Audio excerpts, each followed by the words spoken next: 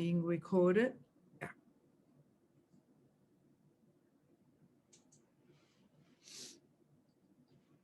Yeah, have your feet on the ground. Really be physical about your coming to your discipline. Have your feet on the ground. Have maybe a pillow in the back of you. Come to your breath. Exhale a few times more purposefully into this letting go, what we call letting go. And we're going to take that wording that I heard Gloria read, I am a divine being.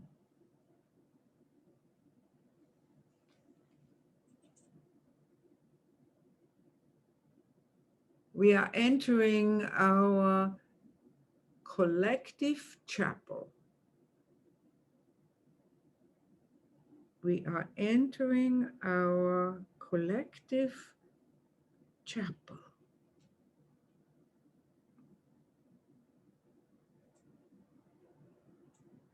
Among us is this consciousness when two or more are gathered. Their spirit will be profoundly present in depths beyond our imaginings. We have the mystics who talk about it. We have Jesus who talks about it.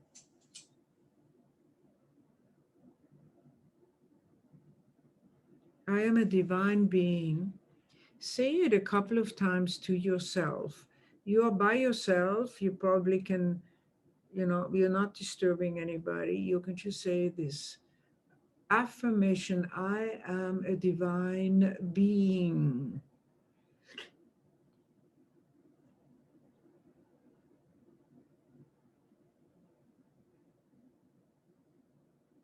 Also having an earthly experience.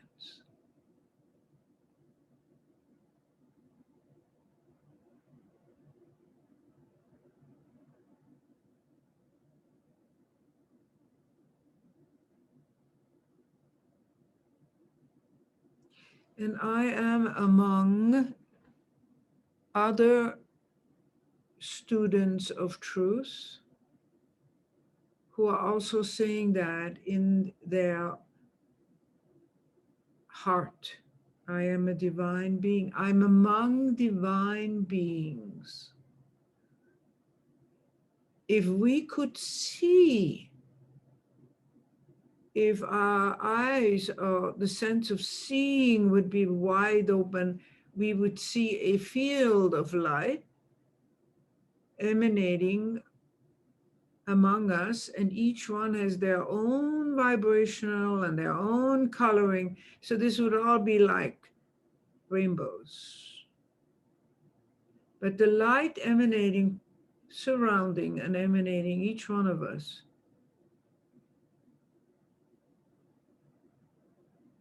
would be magnificent. I am a divine being. I am in a circle of divine beings.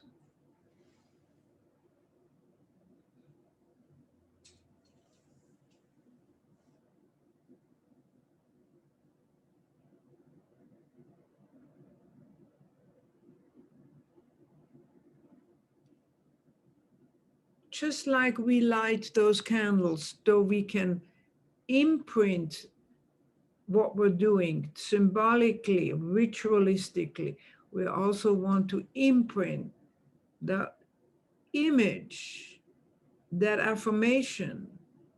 We are divine beings in a sea of light coming together.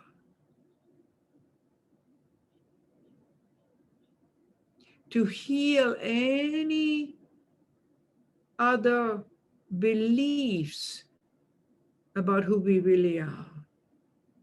Healing, restoring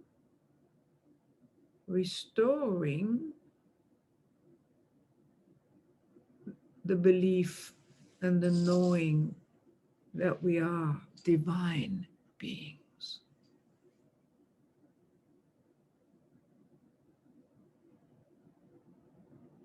We sit in that truth. We stand in that truth. We include others who might not be with us now here. We just include names and faces. We bring them in, people that are part of the unity fellowship, but also people in our lives. Bringing them in to the sea of light that we have created, that we call our collective consciousness. And all we have need of, all that these people have need of,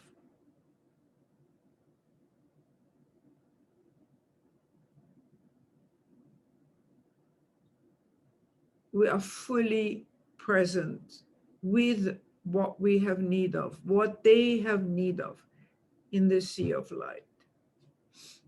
And the intelligence in the light knows, heals, balances, restores,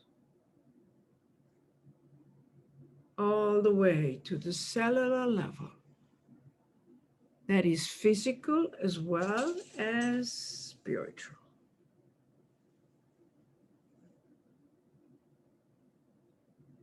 This is our truth. This is what we come together for. This is the heart that beats among us. We are grateful. Thank you, God, for each and every one here today.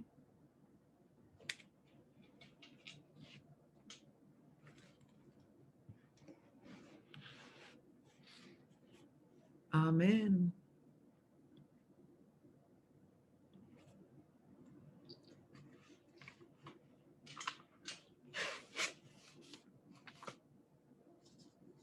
As you are probably a long time ago aware, there was this shift. I think it was around the turn of when we came into the new millennium, where we entered the Aquarian age, right? We went from a Piscean age, esoterically and astrologically, from a Piscean age that was more individualistic to a Piscean age, where we came to be presented with the concept of group service.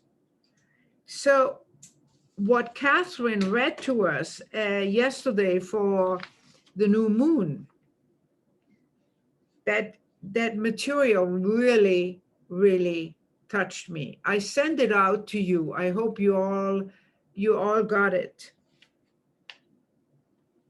In this month's reading from the esoteric tradition, the impulse to give, and it's called sacrifice. We have very contorted and often very negative concepts associated with sacrifice. But in the esoteric tradition, sacrifice is a form of salvaging. And I was telling the group about my bird feeders, old metal pipes that are now hanging over my railing with a hook where my bird feeders are hanging and not. But anyway, salvaging in our individual lives, in our own journey, when you think about it, so much we could make maybe a list of things that didn't work, or a list of things that we had a challenge with, or a list of things we had been abandoned or misused or abused, or we had suddenly a tragedy in our lives.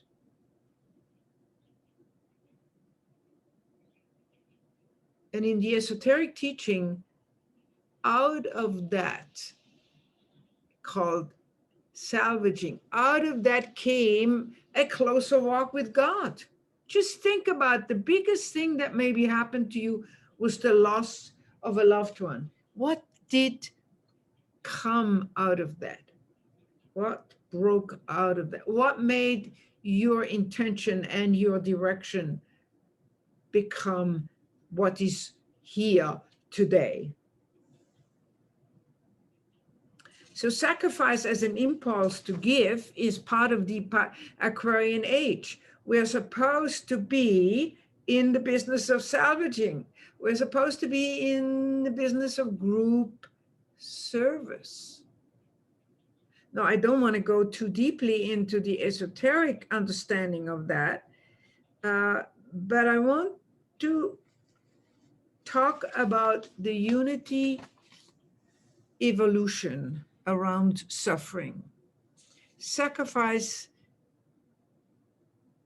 I think we can understand in the idea of foregoing something, or like I spoke earlier about taking a dramatic event in my life and seeing, watching, observing what it brought, the changes in my life. But I want to say something about suffering in relation to unity. Most of us who've been in unity for half a century have experienced that the focus of unity has been on, I don't want to misrepresent it, but it's a form of avoiding suffering.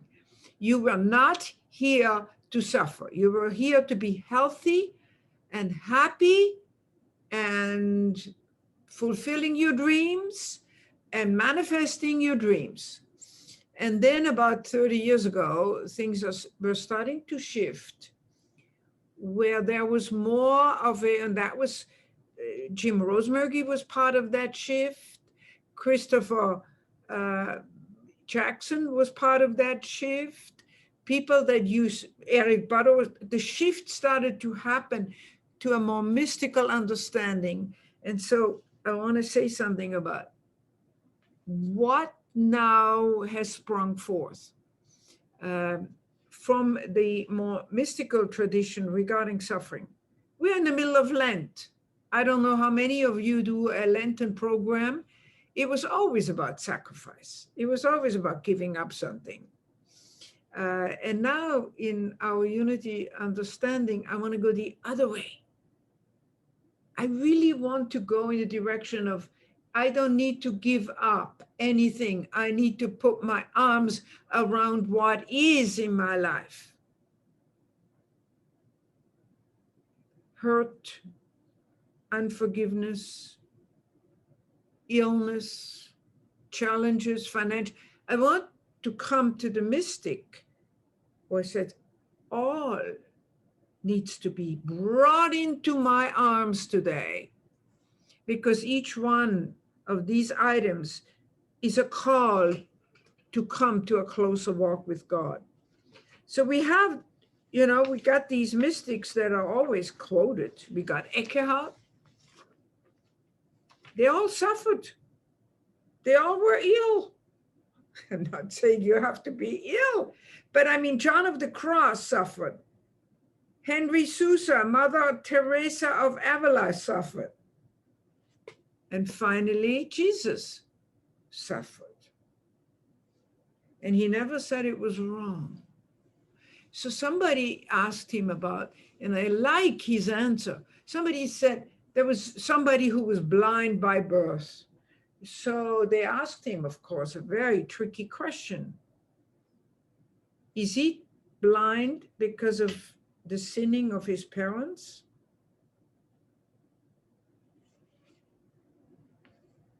He said, no. Let me tell you, make sure that I say it correctly. Jesus replied that the blindness was for God's glory. He was not indicating that God made the man blind. but it was for the glory of God. As it, again, as this thing, like my candle here that's broke, as this thing breaks open, like this boy and his experience of blindness. And maybe at that time, I don't know how the Jews saw it, but in our unity teaching, we are nudging in the direction more and more where we're saying all that is going on in our lives is for the glory of God. Well, what does that mean, for the glory of God? It means to realize that in the midst of it, in the midst of it, in the midst of whatever, there is a center. We call it the eye of the storm, where there is the possibility for peace. And that is the journey, is to have such a center, to know inside of me when things are really rough out there. When I finally sit down, I have grown a place of peace in my journey. I have come to know this place of peace, no matter what. Well, it might take a few moments for me to gather in and to when there's bad news. And today, that is more and more the teaching that you get when you call silent unity, or when you look at the material, is that yes, we are here for one another. We come together. We are in a group, and we are to serve this group consciousness. But the real purpose is about growing in each of us a center of peace, no matter what. So this is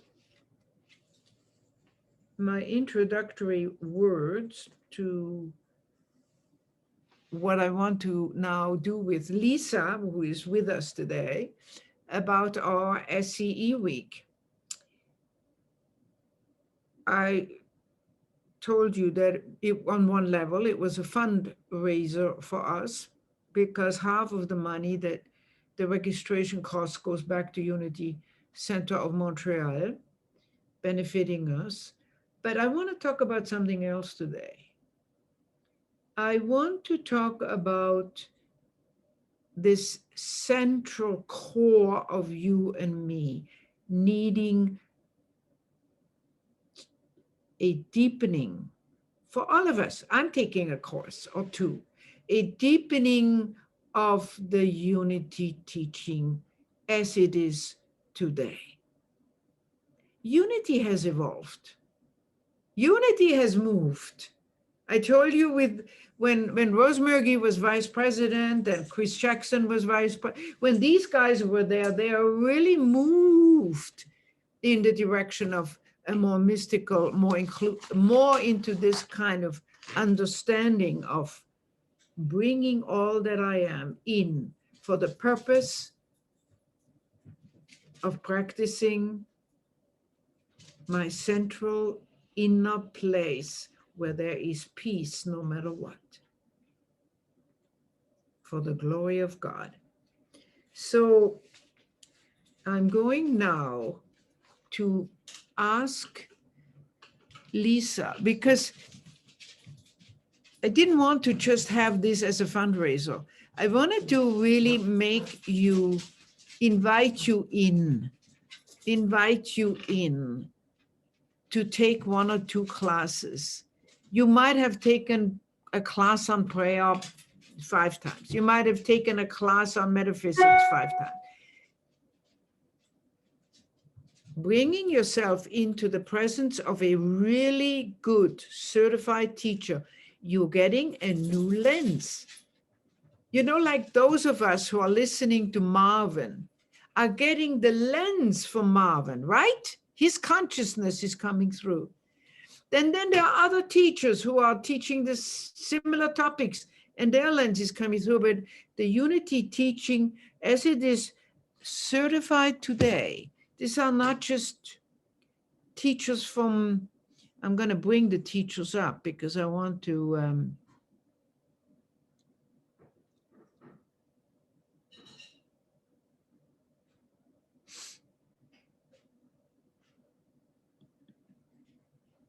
so here is the class, is a more description of the classes.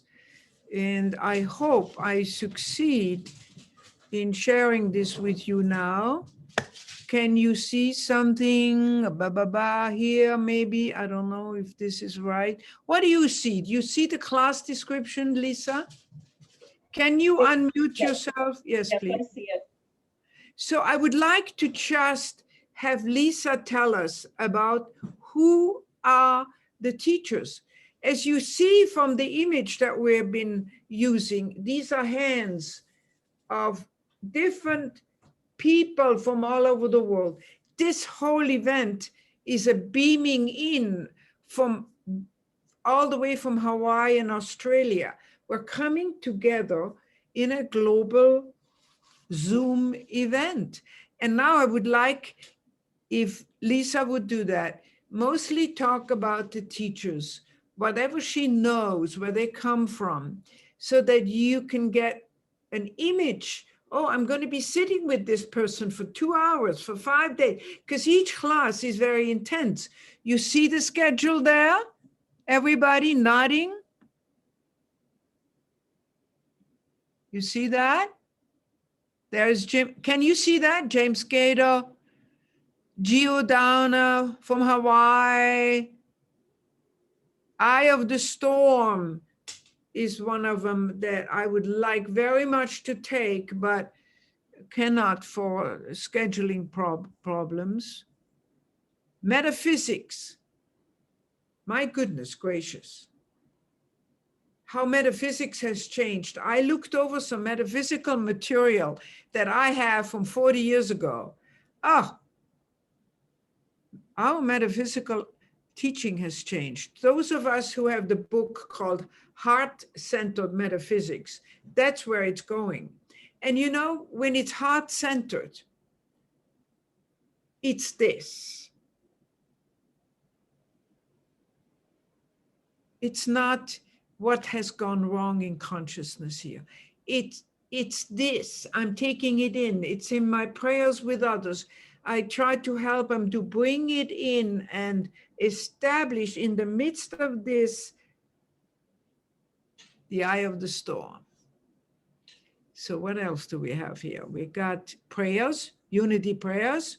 Could I talk about that for a second? Yes, please go ahead, Lisa, please. So I just finished this class with Reverend Jude Denning, I'm sorry. And Reverend Jude is a woman minister who got her ministerial start at Unity Center of Albuquerque. And I took this class as a part of a very small group. And what I really liked is, first of all, it's based on the class, the iteration I took was based on the book, How to Pray Without Talking to God. Lisa, for a moment.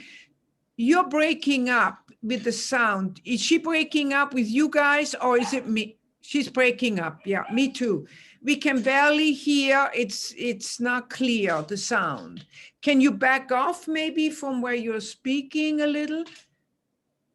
Is this any better? Yeah. So anyway, I just finished this class. She uses a great book, How to Pray Without Talking to God, and her assignments are perfect. They're useful, they're purposeful, and I would highly recommend this class if you'd like a new take on unity prayer.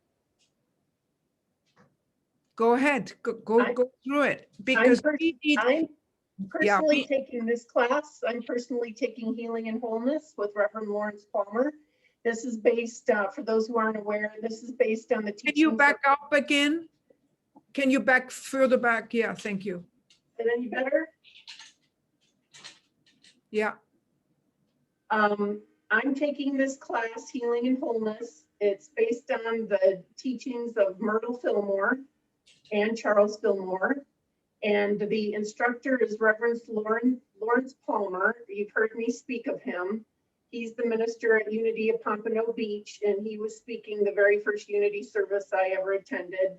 He's a Heart Math Institute certified instructor practitioner, and I'm very much looking forward to this class with him, and he's very excited to take it or to teach it. I just want to say that so that you understand, these people have special certification to teach in an SEE week.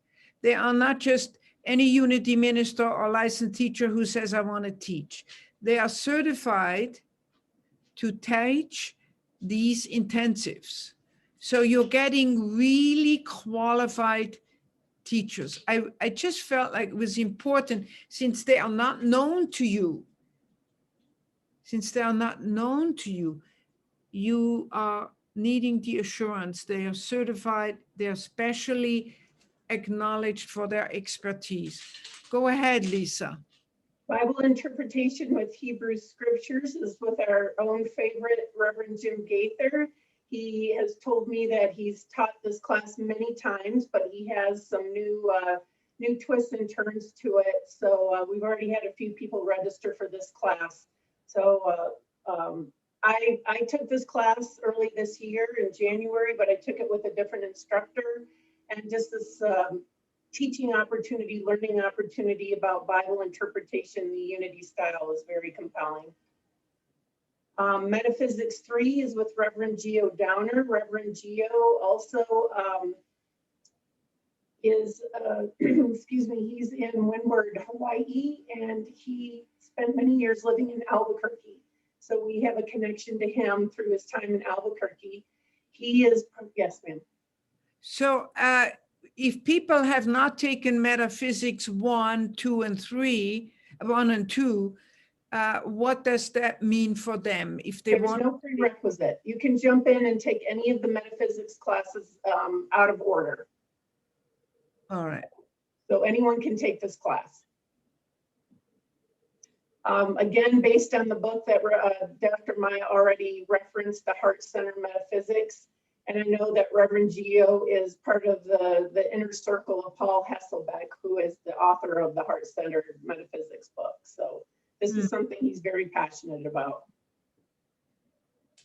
Meditation with Sue Choi. She put in her own description here: practicing the silence, Unity's meditation practice, be the primary meditation practice. She's very excited to be teaching this class. I've had a couple of interactions with her, and I think this will be a very good class. I have to pick and choose what I can take too, and I'm sorry that I can't take all the classes I want. This would be third on my list. The self-awareness class, all the instructors are signing up to take this class, so that should be a good indicator. Reverend Ann Hickey is in Australia, so this class will actually be held Sunday through Thursday, Easter Sunday through Thursday, and she's teaching out of Australia. She's from Melbourne, Australia. So lots of good vibes about that class. The History of New Thought and Unity, taught by Reverend Eric Page. We have a couple of Unity Center of Montreal participants who are signed up for this class. I don't know Reverend Eric. He came to us highly recommended by Reverend Geo. So this is the class he asked to teach, and I think have no reason to believe that it won't be a dynamic and thought-filled class. And based on, I'm taking this class right now with Reverend Jim, and it's been very helpful to me in learning more about Unity, what is the foundational teachings and the influencers of Unity and New Thought in general. So this is a great foundational class. And Eye of the Storm that Dr. Maya just mentioned in her message. This is the other class I'm taking because I feel it's very appropriate to where I am in my life right now. I'm kind of going from order to disorder to reorder, and any of those things can be happening at any given time in my life. So that's the other class I plan to take. And I know someone who's taken this class with Dr. Michelle Coleman, and they just raved about it and said it was fabulous. So I'm very much looking forward to that class myself. So I want to say something about there has been a donation to seed a scholarship fund, and we have and the idea of the scholarship fund is that, as you know, these $100 per class, $50 goes to the teacher. The other $50 goes to Unity Center of Montreal.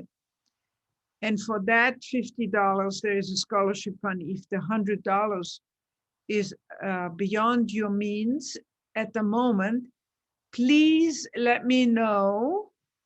Let not the money be a reason you're not taking the class. There is money to bridge whatever is going on with you at the moment. And as you know, if any of you out of this intensive time together feel the nudge to move toward licensing, being a licensed teacher, for example, or a licensed minister, then you would start accumulating credit for each class that you're taking. But for those, you have to register with Unity Village, and it's another $45. UWSI is Unity Worldwide SR Ministry. Whatever. Spiritual Institute. Yeah, Spiritual Institute. But the $45 is for registering of credit, where you are entering that whole other world of thinking, I would like to be a teacher. And then these credits are accumulated, that you are registered with them. And when you have enough credit, 22 credits, you can choose to go into the ministerial program online, more or less. But anyway, what I wanted to say and had taken this time is to ask you to think about this rare opportunity. When have you taken a Unity class in the last 3 years that was not, you know, reading a book or something, but it was really focused teaching, lectures, in class, 2 hours a day, with assignments if you want to get it for credit, I'm assuming. And the kind of consciousness that you grow and regrow and revisit in yourself. You know, I think Lisa helped me remember, but I think I have signed up for Gator Bible interpretation. I want to hear again what is the latest about Bible interpretation. And then this thing about New Thought very much intrigues me. Not because I'm not aware of these things, but I feel I'm entering a whole new era with you guys. We are all entering in, and the steepening of the Unity teaching, after 1 week of that, I wouldn't be surprised if there would be 3, 4 people who would say, you know, I'm recommitted, I'm re-excited, I'm re-passionate about Unity. And if you're not saying that because you say I've always been passionate about Unity, but maybe something in you is nudging how to be more active in the group service. Group service is the call from the hierarchy, from the heavens. In these times, we all need to be part of a group, with all of the hiccups that come with it, and the irritations, and having to get along with each other, and finding this and finding that. Group service, coming together to salvage, to restore. I really like the word restore. For many, many years, I said, I'm in the restoration. People would ask me, what are you doing? You know, professionally. I said, I'm in the restoration business. I felt like giving you and me, whatever I teach, I also teach myself, is tools to restore relationships, to restore body, to restore and heal and upgrade. And this is a fantastic upgrade. So I'm going to go back to closing this.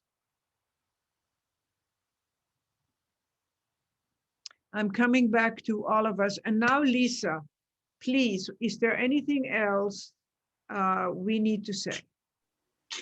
Hey, Glory has a question.